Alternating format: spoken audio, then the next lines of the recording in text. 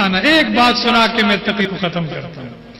ایسا ڈر ہے، ایک شخص آیا، کہا حضور میں نے اس پیر کا مرید ہونا ہے جو مجھے چوری سے بھی نہ روکے اور نماز کا بھی نہ کہے۔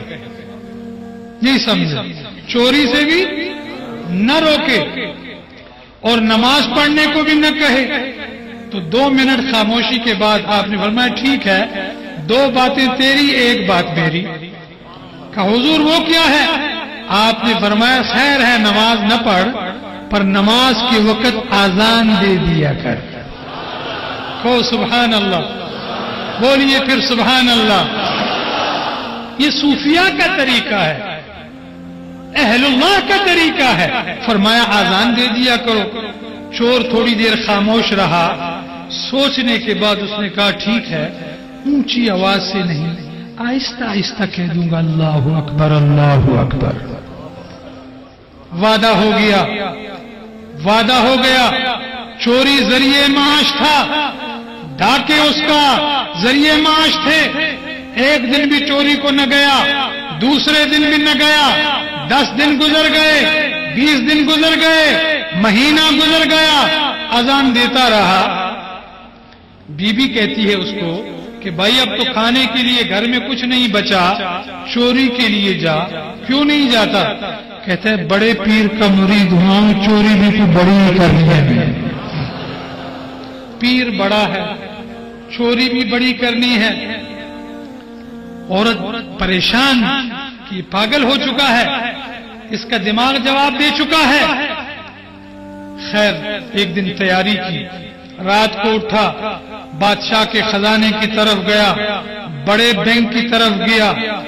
جب گیا تو سنتری حارث موجود تھے، یہ ان کو دیکھ رہا تھا، وہ اسے نہیں دیکھ رہے تھے۔ دروازہ کھولا، محل میں داخل ہوا، خزانہ توڑا اور بہت سارے جواہرات اور سونا اور جو چیز اس وقت کا سکہ تھا وہ اٹھایا، باندھ کے جب خزانے سے نکل رہا تھا کہ اذان فجر کا وقت ہو گیا۔ اذان فجر کا وقت ہوا، اپنے پیر سے وعدہ کیا ہوا تھا کہ میں نے اذان دینی ہے، چوری تو کر لی، مال تو اٹھا لیا، محل میں کھڑے ہو کے اذان دیتے اللہ اکبر اللہ اکبر اللہ اکبر اللہ اکبر۔ اذان دیتا ہے، وزیر صاحب اپنی زوجہ کو جگاتے ہیں، جلدی اٹھو، ایسا نظر آ رہا ہے کہ اللہ کا ولی ہمارے محل میں داخل ہو گیا۔ حاکم وقت اپنے اطفال اپنے خاندان والوں کو جگاتا ہے، اٹھو۔ معلوم ہوتا ہے کہ اللہ کا ولی قصر شاہ میں داخل ہو چکا ہے، بادشاہ کے محل میں آ گیا ہے۔ اذان مکمل ہوئی، یہ پریشان، خیر اس نے 2 سنتیں پڑھ لی۔ سنتیں پڑھ لی، جب سلام پھیرا تو 2 صفیں پیچھے باندھی ہوئی ہیں، 2 صفیں باندھی ہوئی ہیں، مغموم ہے، پریشان ہے، پریشان حال ہے، اور آہستہ سے کہتے ہیں 11ویں والے آج پھنسا دیتا ہے۔ اے میرے غوث پھنس گیا ہے مرید آج۔ سبحان اللہ، کہو سبحان اللہ۔ میرے غوث اپنے مریدوں کے جرمٹ میں بیٹھ کے مسکرا رہے ہیں کہ آج میرا مرید پھنس گیا ہے۔ غوث تھا، غوث فریاد رس، مدد کو پہنچنے والے کو غوث کہا جاتا ہے۔ جب مغموم تھا، پریشان تھا، غوث مسکرا رہے ہیں، کہا چلو اب جماعت بھی کرا دوں۔ 2 رکعت کی فجر کی نیت کی، پیچھے سارے وزیر اور حکمران موجود تھے، سلام پھیرا، دعا مانگی، بادشاہ وقت نے ہاتھ کو بوسہ دیا، وزراء نے، محافظین نے، گارڈ نے ہاتھ چومے بوسہ دیے، کہا حضور بڑی مہربانی کی ہے، ہمارے محل میں آج جماعت کرا دی ہے، بہت کرم کیا ہے۔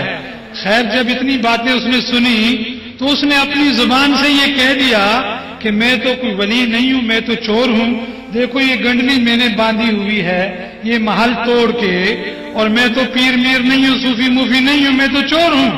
تو وہ کہنے لگے کہ حضور چور کبھی محلوں میں آ کے پھر اذانیں دیتے ہیں یا جماعت کراتے ہیں؟ کہا پھر آؤ، آج ایسے نظر آ رہا ہے کہ جیسے عبد القادر جیلانی نے کرم کر دیا ہے، کرم ہو گیا ہے، در غوث پہ جا رہا ہے۔ جب باب الشاخ پہ پہنچا تو عبد القادر جیلانی اپنے مریدوں کے ہمراہ اس کے استقبال کے لیے کھڑے تھے۔ فرمایا مرید تو چور تھا، تو ڈاکو تھا، تو غلط تھا، تو برائی میں مبتلا تھا، جو بھی تھا تو جس دن تو میرا بنا ہے اس دن کملی والے نے بھی تجھے اپنا بنا لیا ہے۔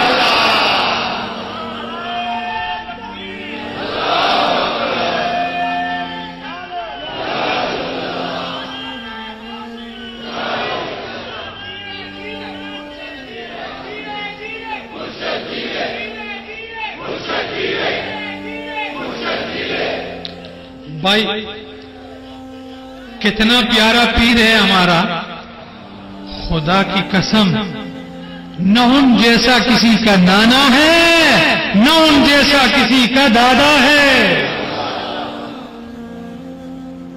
اماں دیکھو تو فاطمہ زہرا، بابا دیکھو تو علی المرتضی، ایسا شائخ کوئی اور بتاؤ، کوئی اور بتاؤ کہیں ہے؟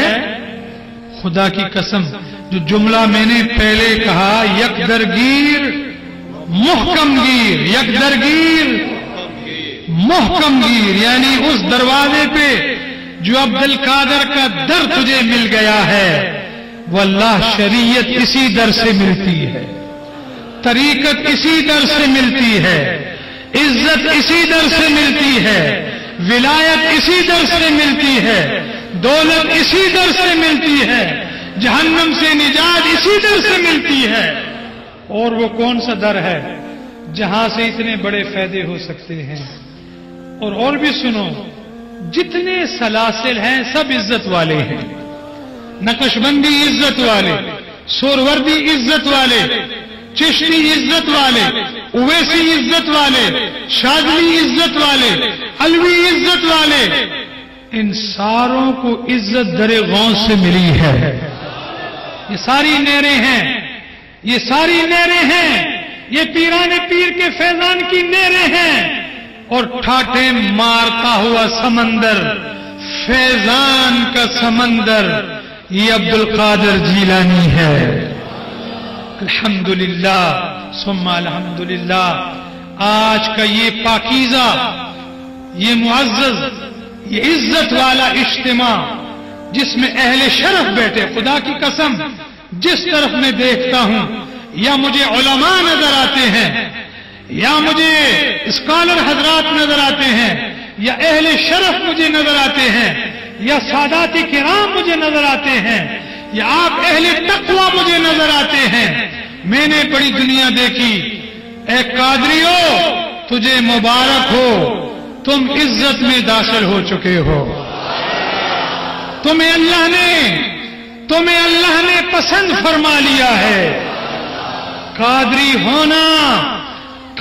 ہونا اور سدرہ شریف کا غلام ہونا، خدا کی قسم ہے سدرہ شریف غلام ہونے کا یہ مقصد ہے کہ اللہ نے اس کو عزت عطا کر دی ہے، اللہ نے اسے شرف عطا کر دیا ہے، اللہ نے اسے دین عطا کر دیا ہے، اللہ نے اسے سنت پہ پابندی عطا کر دی ہے۔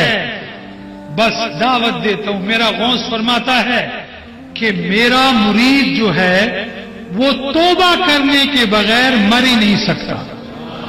سبحان اللہ، کہیے سبحان اللہ، پھر کہیے سبحان اللہ۔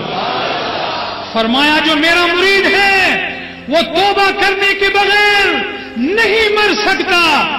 قادری پہلے توبہ کرے گا، پھر روح پرواز کرے گی، پھر قبر اس کا جنت کا باغیچہ ہوگا، قبر اس کی جنت کا باغیچہ ہوگا.